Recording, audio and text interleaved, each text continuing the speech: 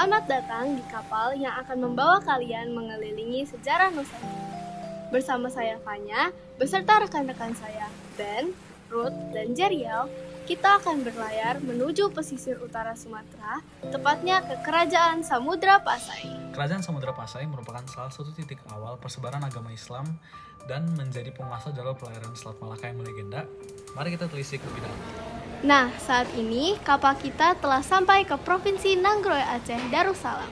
Dan berdasarkan penemuan arkeologis makam Raja-Raja Pasai, kerajaan ini terletak di Kampung Gedong, Aceh Utara. Disinilah sejarah besar dimulai. Samudra Pasai berdiri sebagai kerajaan Islam pertama di Indonesia pada tahun 1267, di bawah kepemimpinan yang bijaksana dari Sultan Malik Al-Saleh. Pada masanya, Kerajaan Samudra Pasai dikenal sebagai kerajaan maritim, yaitu kerajaan yang berfokus pada perdagangan dan pelayaran laut. Kerajaan ini letaknya sangat strategis sampai menjadi bandar transit tempat kapal-kapal pada saudagar singa untuk beristirahat, mengisi bekal, dan berdagang. Lalu, kenapa letaknya disebut strategis? Hal itu dikarenakan Samudra Pasai berada di jalur Selat Malaka, yaitu jalur utama perdagangan internasional yang menghubungkan Timur Tengah, India, dan Cina. Jadi setiap kapal dagang pasti melewati jalur ini. Sebagai pusat perdagangan internasional, Kerajaan Samudra Pasai memiliki banyak keunggulan. Kerajaan ini menguasai pelabuhan penting seperti Pidi dan Perla. Juga memiliki komoditas utama yang diinginkan banyak masyarakat seperti lada, emas, dan kapur barus. Lada menjadi komoditas paling utama di Kerajaan Samudra Pasai karena sangat dibutuhkan sebagai bumbu untuk makanan dan pengawet makanan di berbagai negara. Sehingga banyak pedagang dari negara Cina, negara India, negara Siam, Arab, dan Persia datang ke Samudra Pasai.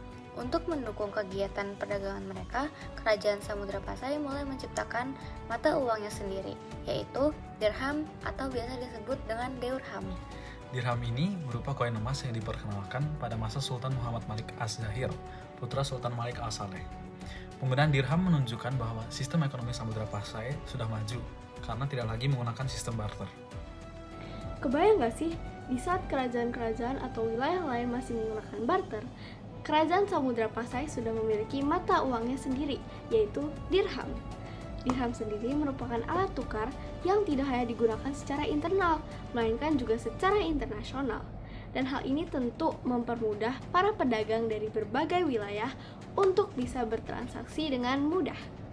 Sayangnya, kejayaan tersebut tidak berlangsung lama, karena pada tahun 1521, Portugis menyerang Kerajaan Samudra Pasai karena rasa iri mereka terhadap kemajuan perdagangannya. Dengan kekuatan yang lebih, Portugis berhasil mengalahkan Kerajaan Samudra Pasai, hingga akhirnya pada tahun 1524, Kesultanan Aceh Darussalam di bawah pemerintahan Sultan Ali Mukhayat Shah berhasil mengambil alih wilayah tersebut. Dan sebagai tanda, lonceng Cakradonya itu dipindahkan ke wilayah Aceh Darussalam. Kira-kira apa sih yang bisa kita pelajari dari Kerajaan Samudra Pasai ini?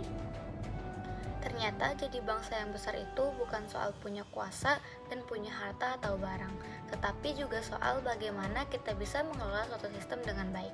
Ingat, kejayaan itu bisa naik dan turun, tetapi kalau kita punya tata kelola yang baik, pengaruhnya bakal selalu abadi. Lewat dagang pun, mereka tidak cuma cari keuntungan saja, tetapi juga berhasil menyebarkan budaya dan nilai yang baik.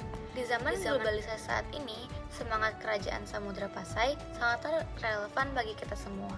Mereka mengajarkan kita banyak hal untuk tidak takut membuka diri pada dunia luar. Buktinya, keberanian mereka untuk bergaul secara internasional justru jadi kunci kepada kerajaan tersebut bisa berkembang sangat pesat. Hal ini menunjukkan bahwa Samudra Pasai tidak hanya aktif dalam perdagangan, tetapi juga menjalin hubungan internasional yang kuat. Selain menjadi pusat perdagangan, Samudra Pasai juga menjadi pusat penyebaran agama Islam di Nusantara. agama Islam menyebar melalui para pedagang, terutama di Arab dan Persia yang datang untuk berdagang sekaligus menyebarkan ajaran agama. Karena interaksi yang intens, masyarakat di Samudra Pasai mulai memeluk Islam, dan kerajaan ini berkembang menjadi pusat perkembangan Islam di Indonesia. Buat kita, generasi muda sejarah Pasai ini harus menjadi pengingat. Kita harus mulai memikirkan cara agar Indonesia bisa semakin kuat.